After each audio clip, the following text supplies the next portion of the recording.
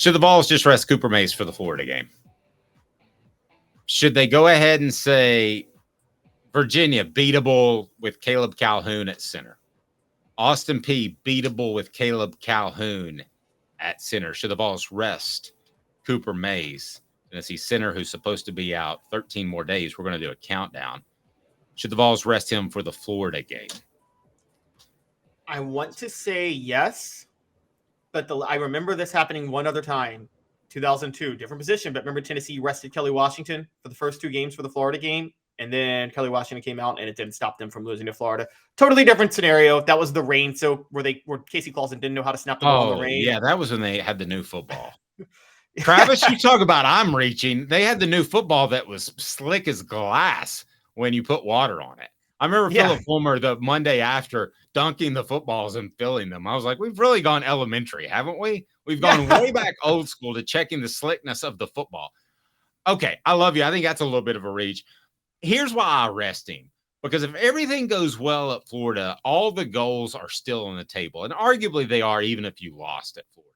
But I think Cooper Mays means that much where I would just say, buddy, take a month off. Take a month off, do what you need to do. And here's the other thing. If he comes back on August the 24th, which is 2 weeks, first of all, you and I would agree that Josh Heupel is going to be optimistic in that prediction, correct? Yes. Yes, okay. He is. If he comes back in 2 weeks, now I don't know, at least I'm not going to share if it's upper body or lower body, okay? But if it's lower body, and even if it's not, you just can't condition for this system on a treadmill or an elliptical.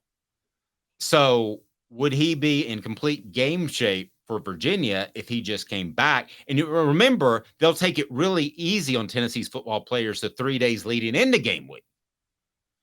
So, Caleb, I'm telling him right now, I'm saying, don't you even think about doing anything for a couple weeks. Get yourself right, and then we'll get you up to game speed for the Virginia and Austin Peay weeks, and then you'll be ready for Florida. Am I crazy? No, I mean, I'm with you on that, and you're right. I probably was reaching a little bit. I'm largely on your side. I would rest him for the Florida game. I break from you in the sense a little bit, and this is a bigger reason you rest him for the Florida game.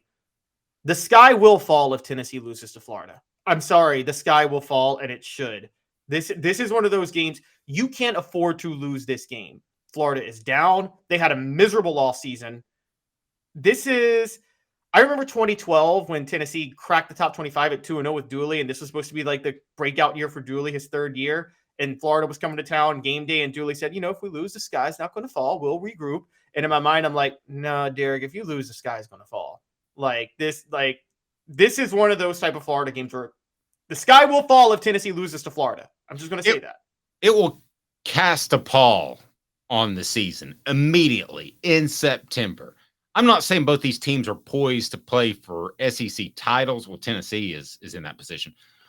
Like in the 90s and early 2000s, I'm not saying that it's that big of a game, but from Tennessee's perspective, it is. I mean, that's a game you should win, and I just think about line calls. I think about all of that and how difficult that would be for Ollie Lane. The Vols can get around that against Virginia and Austin Peay. In the swamp against Florida, if they have poor center play, they're not going to win the football game. I'll just go ahead and tell you that simple. And from what I have been told, maybe things will change. Maybe he'll turn into a superstar. I don't have much faith in Ollie Lane. And I think Addison Nichols should have grabbed that job in spring camp. So we're getting to the point where we're starting to look at, and I don't want to sound like I'm coming down because I'm not. We're looking at Josh Heupel's players that are coming in, and they have to start filling in those holes. I don't see how they could win at Florida against a riled up crowd with another first time starting quarterback on the road and a center that is not more adept than what they have without Cooper Mays. And when that happens, how loud do you think the calls will get for Nico Iamaleava at that point? Even though it won't be Joe Milton's fault, possibly, because it'll be the center play. But he could throw 28. He could go 28 of 35 in a losing effort because Florida gets the lead. It doesn't matter. 28 to 35 for 330 yards, 3 touchdowns, no interceptions. And if they lose that game, people would still say, hey, how about we take a look at that Nico guy? And that's the last thing you want is a quarterback controversy, because I can tell you firsthand, 2005, a quarterback controversy will absolutely tear apart a team. You have to make a decision and go.